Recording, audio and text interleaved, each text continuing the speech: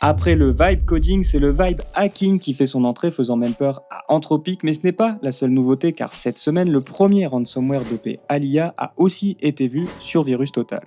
On va analyser cela, mais aussi la grosse vulnérabilité sur Docker, ce faux leak de Discord ou encore Android qui veut forcer la main à tous les devs dans cette ultra flash cyber.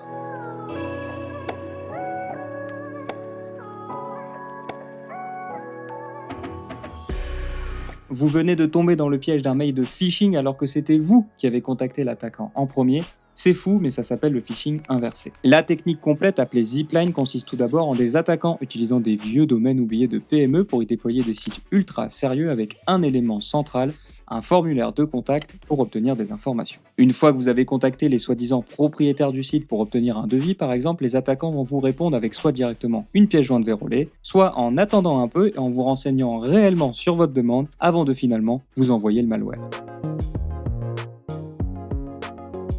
500 000 $ extorqués grâce au Vibe Hacking et à Claude, le LLM de Anthropic. Oui, on peut le dire, le Vibe Hacking est déjà là. Dans son rapport du mois sur les mauvaises utilisations de Claude, Anthropic a notamment remonté le cas d'un hacker ayant extorqué 17 entreprises en utilisant le LLM, notamment pour la reconnaissance, la récupération des credentials ou l'exploitation, mais aussi même pour choisir les bons fichiers à voler pour maximiser ses gains. Ah, et aussi sur VirusTotal cette semaine, c'est la première fois qu'un ransomware utilisant l'IA pour générer à la demande un malware sur la machine a été découvert, le malware original n'embarquant alors quasiment plus rien, si ce n'est des prompts préétablis et un moyen de communiquer vers ChatGPT par exemple.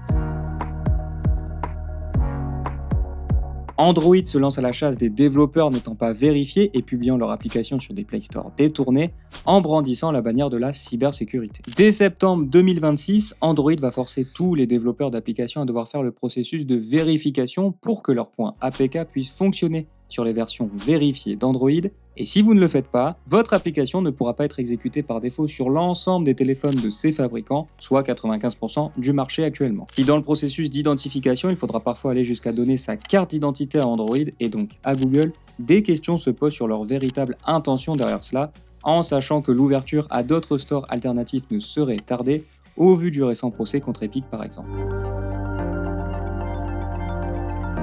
Lancer des conteneurs depuis un autre conteneur sans avoir besoin de bind la socket de contrôle de Docker, c'est malheureusement possible à cause de cette vulnérabilité sur Docker Desktop. Alors que la vulnérabilité est encore plus critique sur Windows que sur Mac, le chercheur Félix Boula a découvert qu'il était possible de parler à l'API de Docker Engine depuis n'importe quel conteneur sans authentification, permettant de push des commandes en JSON pour lancer des conteneurs en route et en mappant le disque local par exemple. La version Linux de Docker Desktop n'est pas concernée car elle utilise un pipe nommé et non une socket TCP, et même si l'exploitation reste peu probable, patchez sans attendre votre version.